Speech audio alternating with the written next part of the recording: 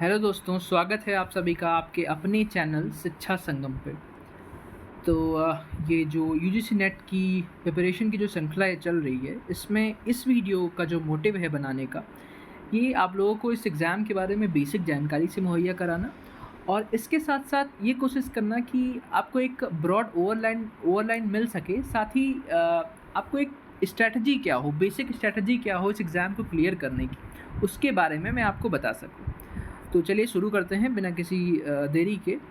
तो सबसे पहले अगर मैं ये मान के चल रहा हूँ कि आप लोगों को ये तो पता होगा कि नेट एग्ज़ाम क्या है और इससे क्या फ़ायदा होता है। अगर नहीं पता है तो अगर आप कमेंट करेंगे तो मैं निश्चित तौर पे इस चीज़ पे भी एक वीडियो बना दूँगा।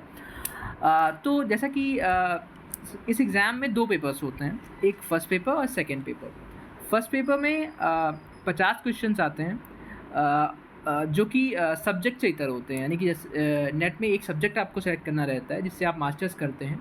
उस सब्जेक्ट से इतर क्वेश्चंस फर्स्ट पेपर में पूछे जाते हैं। और जो हमारा सेकंड पेपर होता है जिसमें 100 क्वेश्चंस होते हैं, वो हमारा सब्जेक्ट का पेपर होता है। उसमें जिस सब्जेक्ट से मास्टर्स करते हैं या आगे प्रोफेसर बनने की ख्वाहिश रखते हैं, उस सब्जेक्ट से रिलेटेड क्वेश्चन सेकंड पेपर में हमारे रहते हैं। तो जैसा कि इस वीडियो का मेन मोटिव रहेगा एक ओवरऑल स्ट्रेटजी बताना और आपको सेकंड पेपर के बारे में स्पेशली कैसे अप्रोच करना चाहिए, आपको कैसे शुरुआत करनी चाहिए अगर आप बेसिक स्टेज पे हैं, अगर आपको भी कुछ पता नहीं है क्या करना है, कैसे करना है, तो उस चीज़ को मैं इस वीडियो में बताना चाहूँगा।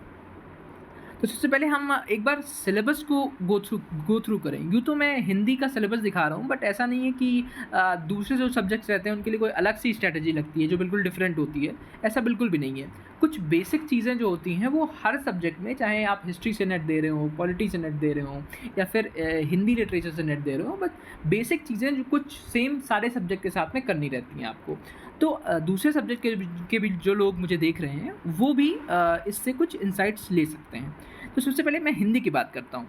तो सिलेबस है, सिलेबस को काफ़ी सारी इकाइयों में बाँटा गया है, जैसा कि आप स्क्रीन पे देख भी रहे हैं।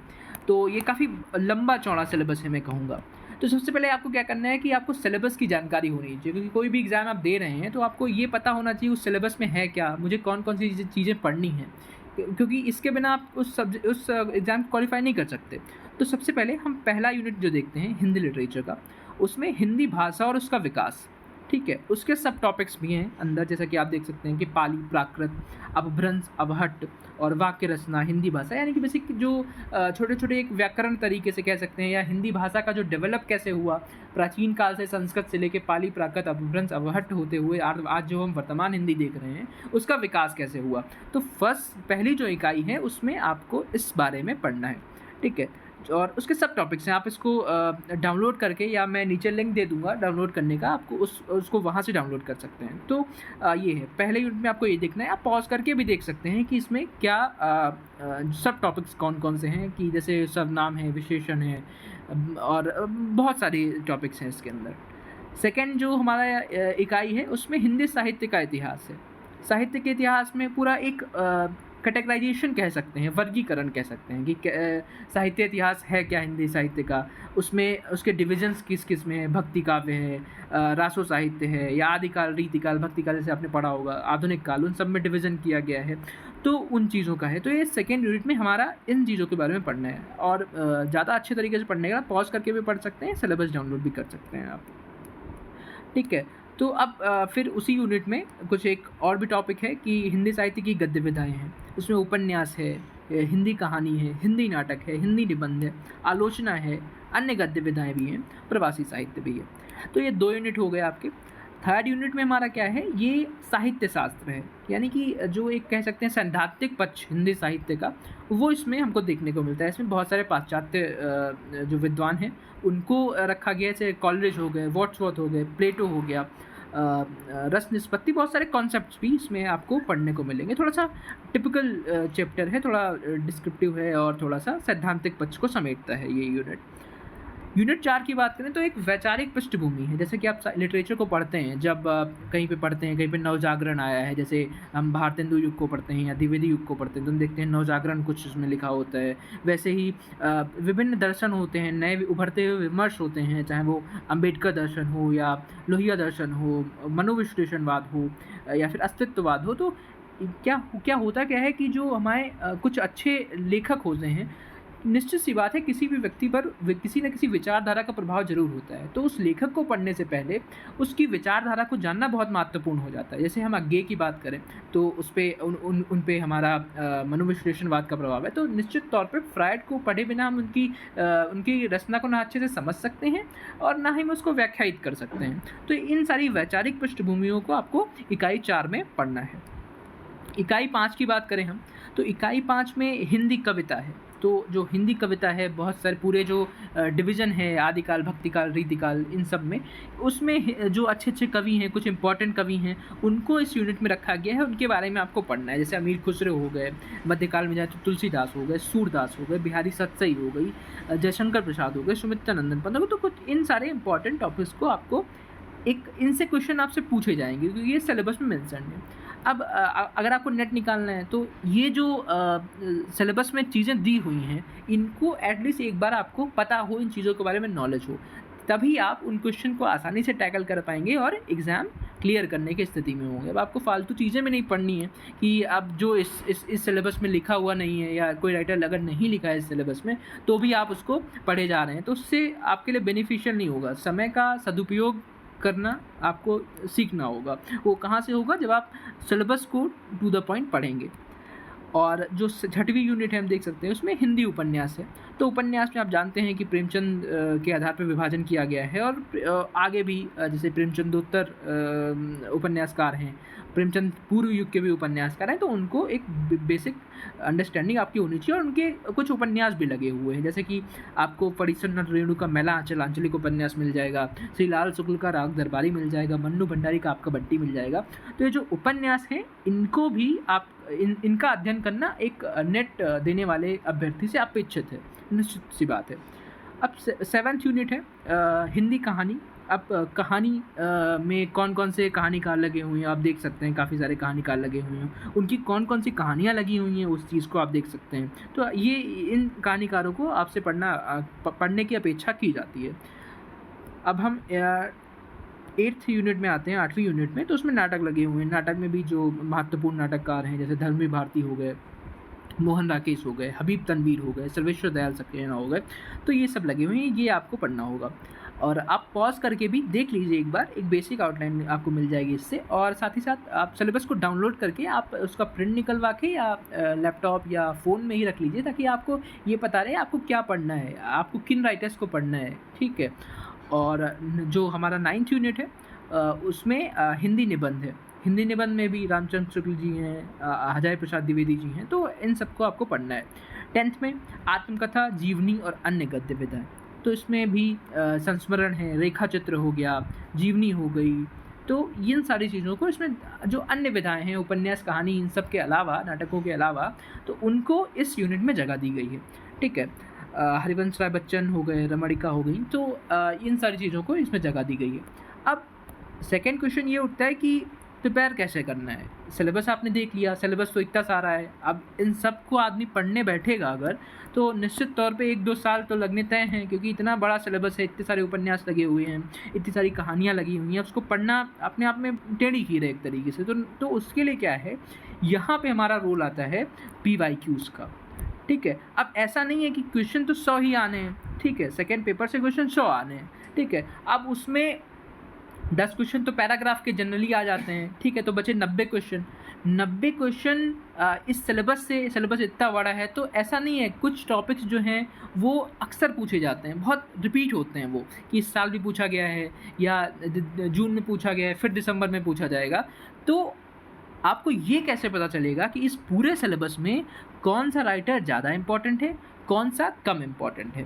तो ये आपको जब PYQ एनालिसिस करेंगे आप, जब आप देखेंगे, अब PYQ के लिए आप कुछ भी कर सकते हैं, आप डाउनलोड भी कर सकते हैं PYQs को, ऑनलाइन डाउनलोड कर सकते हैं, या फिर आप चाहें तो किसी पब्लिकेशन की आप बुक भी ले सकते हैं। तो उसको लेकर के जब आप उसको देखेंगे, तो आप जैसे देखेंगे कि श्रीलाल शुक्ल का राग दरबारी, उसका जो मैचिंग है या कौन सा ईयर में लिखा गया, वो काफ़ी बार पूछा गया है या पूछा जा रहा है, तो तब आप वो चीज़ आपके लिए इम्पॉर्टेंट हो जाएगी बहुत ज़्यादा, ठीक है। या फिर जब आप देखेंगे कि किसी नाटक के पात्र बहुत ज़्यादा बार पूछे जा रहे हैं मैचिंग में, मिलान में, तो आपके लिए वो चीज़ें ज़्यादा इंपॉर्टेंट हो जाएंगी। तो जब एक PYQ आप 2, 4, 5, 8 सालों के जब आप देखेंगे तो आपको ये आइडिया लग जाएगा कि हाँ, कौन से राइटर्स बहुत ज़्यादा इंपॉर्टेंट हैं और कौन से राइटर्स कम इंपॉर्टेंट हैं। दूसरी चीज़ एक बहुत इंपॉर्टेंट हो जाती है कि सबके पीछे मत भागिए। देखिए जैसा कि 150 क्वेश्चंस होते हैं, 50 पहले पेपर में, 100 दूसरे पेपर में। ऐसा तो है नहीं कि 150 में 145 कट ऑफ जाती है या 120 पे नेट निकल रहा है, ठीक है, ऐसा तो है नहीं। तो बहुत ज़्यादा है, अगर आप 100 क्वेश्चन कर ले जाते हैं तो आप चाहे जनरल से हों, आप JRF आपका पक्का है, ठीक है, 100 क्वेश्चन आपने कर दिए तो लगभग एक्सेप्शनल केसेस को छोड़ के आपका JRF लगभग पक्का है। तो कुछ चीज़ें इंपॉर्टेंट हैं तो उन पे ज़्यादा फोकस करिए, कुछ चीज़ें अगर छूट भी नहीं है तो उनको छोड़ दीजिए, जाने दीजिए, इंपॉर्टेंट चीज़ों पे फोकस करिए। और आपका मेन गोल क्या है? मेन गोल है एग्ज़ाम निकालना, ना कि ऐसा है कि आपको बहुत ज़्यादा पढ़ के एकदम विद्वान बन जाना है, तो उससे कोई वास्ता है नहीं। तो आपको क्या करना है कि जो इम्पॉर्टेंट चीज़ें हैं वो PYQ से निकाल के, ठीक है, मैं भी कुछ कर दूंगा इसमें, जो बहुत इंपॉर्टेंट एरियाज़ हैं सिलेबस के या जो बहुत इंपॉर्टेंट PYQs हैं उनको डिस्कस कर दूंगा इस चैनल पे आगे आगे आने पे। बस आप सपोर्ट थोड़ा करते रहिएगा ताकि इस चैनल को और वीडियोस को मैं अपना टाइम निकाल के थोड़ा कंटिन्यू कर सकूं, ठीक है। तो मैंने बताया कि PYQs आप एनालिसिस करिए, देखिए कौन से चीज़ें बहुत इंपॉर्टेंट है, उनको नोट डाउन करते जाइए या उनको बहुत एम्फेसिस करके पढ़िए कि अगर उससे क्वेश्चन आए एटलीस्ट, या जो PYQ से डायरेक्टली क्वेश्चन आए तो उनको गलत ना करने का प्रयास करिए। जब आप उसको गलत नहीं करेंगे तो निश्चित सी बात है आप दूसरे स्टूडेंट से थोड़ा एज पे होंगे और आपको एग्ज़ाम में निश्चित तौर पे फ़ायदा होगा, ठीक है। तो ये स्ट्रैटेजी है सेकेंड पेपर की, ठीक है। सबसे पहले आप सिलेबस देखिए, सिलेबस देखने के बाद में आप PYQs देखिए। उसके बाद में क्या करना है, अगर आप बिल्कुल बिगिनिंग से स्टार्ट कर रहे हैं तो उसमें उसके लिए आपको बेसिक अंडरस्टैंडिंग की ज़रूरत होगी, उसके लिए आपको बुक्स पढ़नी पड़ेंगी, ठीक है। जैसे अब आपको कोई टॉपिक पढ़ना है, जैसे सपोज़ आपको पढ़ना है कि कोई भी ले लीजिए, जैसे कि हिंदी उपन्यास पढ़ना है, तो उपन्यास किसी भी बुक से जिससे आपको अंडरस्टैंडिंग हो जाए कि उपन्यास होता क्या है, ठीक है, उपन्यास कहानी से कैसे डिफरेंट है, उपन्यास कोई महान उपन्यासकार हुए हैं वो उनके बारे में पढ़ोगे, या और PYQ में जो बहुत ज़्यादा बार पूछे गए हैं उनका जो उपन्यास है उनका मूल टेक्स्ट भी पढ़ सकते हो अगर आपके पास टाइम है तो। वैसे अगर आप जैसे मूल टेक्स्ट नहीं भी पढ़ रहे हो तो भी उसका शॉर्टकट है, शॉर्टकट ऐसे कि आपने बहुत इंपॉर्टेंट पात्र नोट कर लिए, इसके साथ साथ आपने क्या किया कि किस सन में रचा गया था उसकी ओवरऑल समरी आपने यूट्यूब से कहीं पे देख ली कि इसका ये थीम पे है। तो उससे क्या होता है कि क्वेश्चन में आपको टैकल करने में कहीं ना कहीं एलिमिनेशन में किसी क्वेश्चन के आंसर्स को उसमें फ़ायदा कर जाता है। तो आप ये शॉर्ट मेथड भी अपना सकते हैं अगर आप मूल टेक्स्ट या मूल किताब पढ़ना नहीं चाह रहे हैं तो, ठीक है। तो आपको ये करना है। तो सबसे पहले अगर आप बिल्कुल बिगिनर हैं और प्रिपरेशन करना चाहते हैं तो उसके लिए सबसे पहले सिलेबस देखिए, सिलेबस में क्या है उस चीज़ को देखिए, समझिए, थोड़ा PYQs भी देखिए कि कौन से PYQs पूछे जा रहे हैं, कैसे PYQs पूछे जा रहे हैं, उनकी क्या इंपॉर्टेंस है या किस राइटर की कितनी ज़्यादा इंपॉर्टेंस है, उसके बेसिस पे आप पढ़ना स्टार्ट करिए।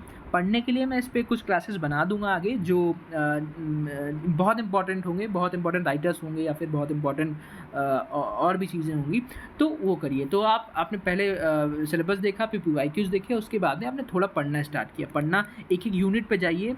और जो मैंने ऑब्जर्व करी है वो ये है कि अब नेट में इस चीज़ का रोल बहुत कम हो रहा है कि पहले क्या होता था कि किसी ने सरस्वती पांडे रट ली या किसी ने कोई और बुक रट ली, तो पहले क्या होता था कि वो रट ली, डायरेक्ट आ गया कि ये रचना किस साल में लिखी गई है, उस पर टिक मार दिया लोगों ने और नेट JRF सब निकल गया।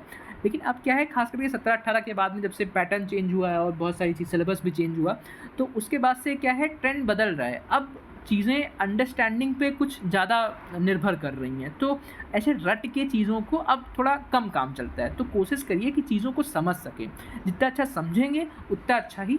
ऑल्दो मैं इस चीज़ को बिल्कुल नहीं कह रहा कि मतलब कोई रोल ही नहीं बचा है रटने का और बिल्कुल सीख के ही निकल जाएगा, तो ये मैं बात बिल्कुल नहीं कह रहा, लेकिन हाँ, रोल बिल्कुल रटने का कि जिसने मध्यकाल बिल्कुल रट डाला है, रीतिकाल रट डाला है, उसका भी नहीं नेट हो रहा है या JRF नहीं हो रहा है इस बार।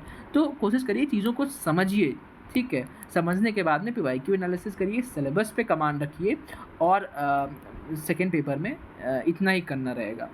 फर्स्ट पेपर की स्ट्रेटजी क्या रहेगी, तो इस स्ट्रेटजी के लिए मैं एक अलग से वीडियो बना दूंगा। और एक चीज़ और मैं क्लियर कर दूं कि हर व्यक्ति की अपनी एक स्ट्रेंथ होती है। स्ट्रेंथ कहने का मतलब कि किसी की स्ट्रेंथ होती है फर्स्ट पेपर और किसी की स्ट्रेंथ होती है सेकेंड पेपर।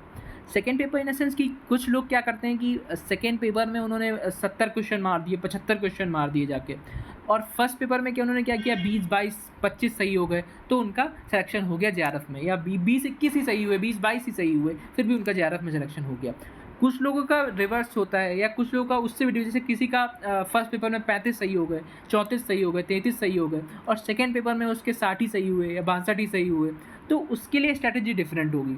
ठीक है, तो आपकी अपनी स्ट्रैटेजी क्या है, आप फर्स्ट पेपर अच्छे से कर ले जाते हैं या सेकेंड पेपर अच्छे से करते हैं, वो आप पे डिपेंड करेगा, और वो दोनों का कॉम्बिनेशन बना के आपको कोशिश करनी है कि आप कट ऑफ तक पहुंच जाएं। ठीक है, कट ऑफ कभी भी 100 से, अगर आपने 100 मारे हैं तो किसी भी कैटेगरी से हो, निकलने के लगभग 99.9% चांसेस हैं। तो उस चीज़ के लिए मैं अभी ब्रॉड स्ट्रेटजी, दोनों पेपर मिला के क्या स्ट्रेटजी हो, और आपको किस चीज़ तरीके से प्रिपेयर करना चाहिए कि कट ऑफ पार हो जाए, उस चीज़ की उस स्ट्रेटजी को मैं आगे बताऊंगा। तो इस वीडियो में बस इतना ही। सपोर्ट करते रहिए, इस चैनल को सब्सक्राइब करते रहिए। सब्सक्राइब करेंगे तो निश्चित सी बात है, मैं थोड़ा, मुझे मोटिवेशन मिलेगा आगे के वीडियोस और भी बनाने के लिए। तो थोड़ा सा सपोर्ट करिए और व्यूज़ बढ़ाइए, शेयर करिए। अभी तो 2 ही वीडियोस हुए हैं, तो मैं कोशिश करूँगा कुछ अच्छा आपके लिए लेके आऊँ। और ठीक है, तो धन्यवाद, थैंक यू।